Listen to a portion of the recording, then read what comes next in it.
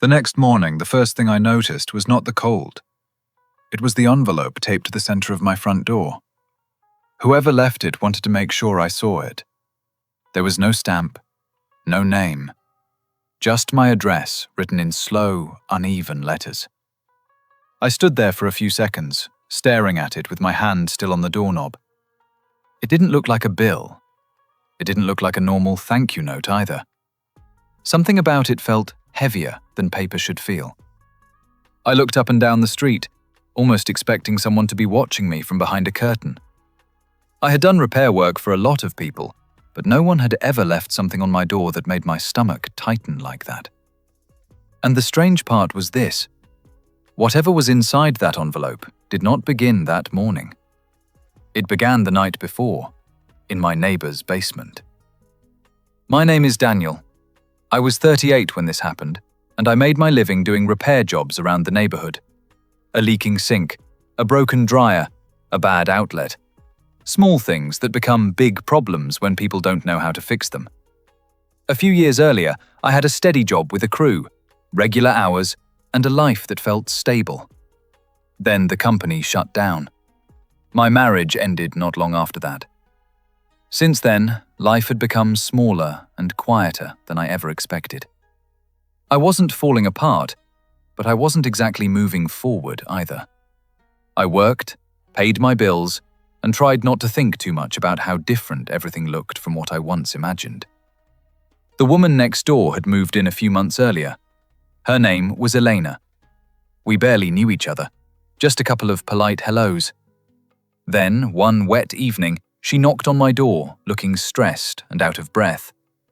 She asked if I knew anything about sump pumps, because water was coming into her basement faster than she could keep up with it. I told her I'd take a look. The moment I stepped into her basement, I felt it. Not just the damp air or the cold concrete under my boots. Something else. The space felt heavy. A single bulb hung from the ceiling and gave off a weak yellow light. Water had spread across part of the floor in a thin, dirty sheet. Cardboard boxes were stacked against one wall. In one corner, I saw a plastic bin full of toy cars.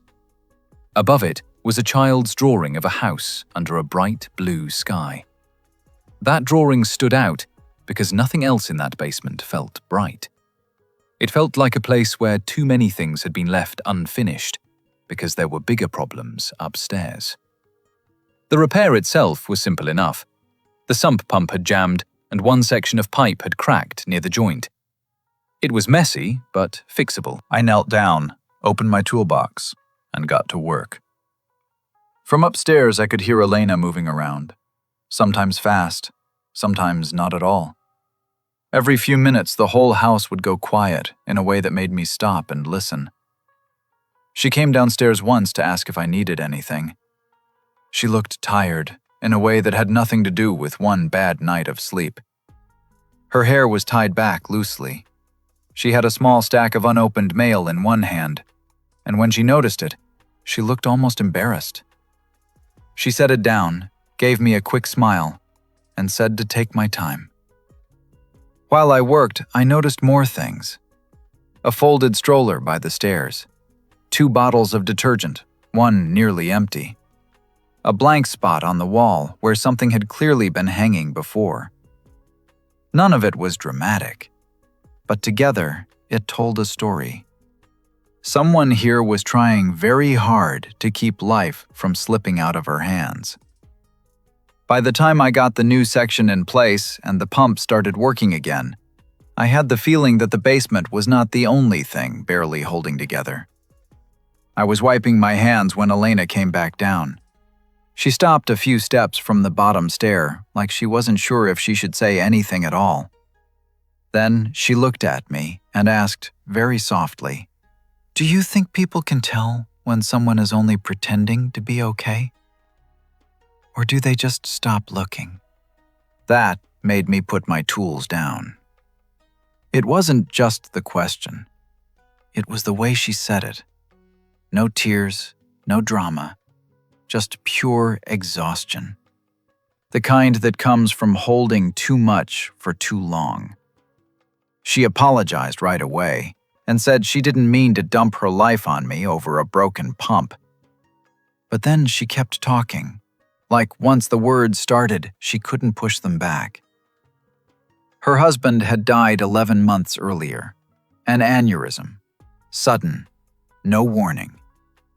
One morning he left for work, and by that night, everything in her life had changed. Since then, she had been trying to work from home, raise her 7-year-old son Noah, stay ahead of bills, and keep the house from falling apart. She told me the basement used to be her husband's space. He handled everything down there, so when the water started rising, it wasn't just about damage. It was one more reminder that he was gone, and she was expected to carry all of it alone. I didn't try to give her some perfect answer because there wasn't one. I just listened. Then I told her the pump was working again, and if anything went wrong, I was only a few steps away. She nodded in a way that told me that simple sentence mattered more than I realized. I went home thinking about what she had said. More than that, I kept thinking about how easily that question could have been mine. Which is why the envelope on my door the next morning felt so important. I peeled it off carefully and opened it right there on the porch. Inside was a folded note and a child's drawing. The drawing was from Noah. It showed 2 houses side by side. In one driveway was a stick figure holding what looked like a wrench. At one front door stood another figure waving. At the top, in big, uneven letters, he had written, "Thank you for fixing the scary water." Then I opened Elena's note. She wrote that she didn't leave it in person because some things are easier to say when no one is standing in front of you. She said the basement had been the last part of the house that still felt like her husband's. And when the water started coming in, it felt like she was losing one more piece of him. Then I read the line that stayed with me long after everything else. You didn't just fix what was broken. You made it feel, for 1 hour, like I wasn't the only adult left in the world. I read that line again, then one more time. At the bottom of the note, she wrote that Noah wanted me to keep the drawing because, in his words, people should have proof when they do something good. I wish I could say I had some perfect response ready. I didn't. What I felt was something quieter. It hit me that this was never really about a sump pump. It was about how close people can live to each other and still have no idea how much weight the other person is carrying. Later that day, I walked next door to give her the envelope back and tell her she only owed me for the parts. She laughed a little and said she knew that. It was the first real laugh I had heard from her. After that, things changed slowly. I fixed a shelf in her kitchen a few days later. The next week, she sent over a bowl of soup because she had made too much.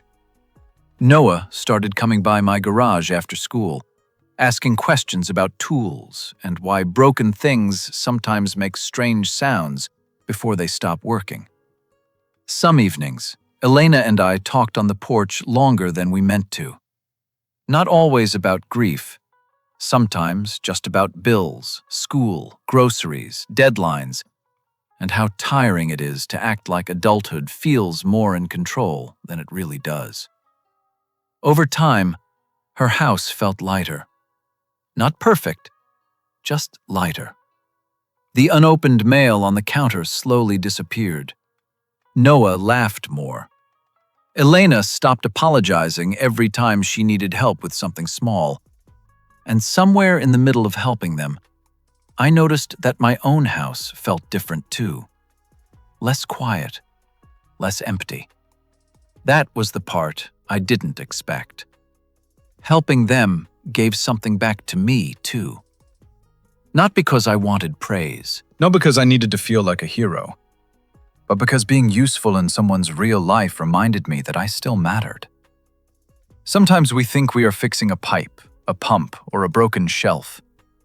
But what we are really doing is showing someone they do not have to carry everything alone. Life didn't become perfect after that. Her grief didn't disappear.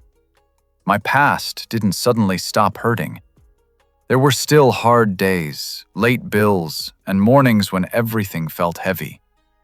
But one thing had changed. The silence was gone.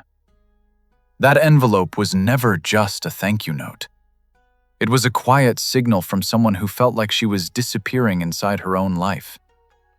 And maybe that is true for more people than we realize. Maybe all around us, people are leaving small signs that they need kindness, understanding, or simply one person to notice. Sometimes hope does not arrive in a loud way. Sometimes it comes folded inside an envelope, taped to a front door, waiting for someone to open it.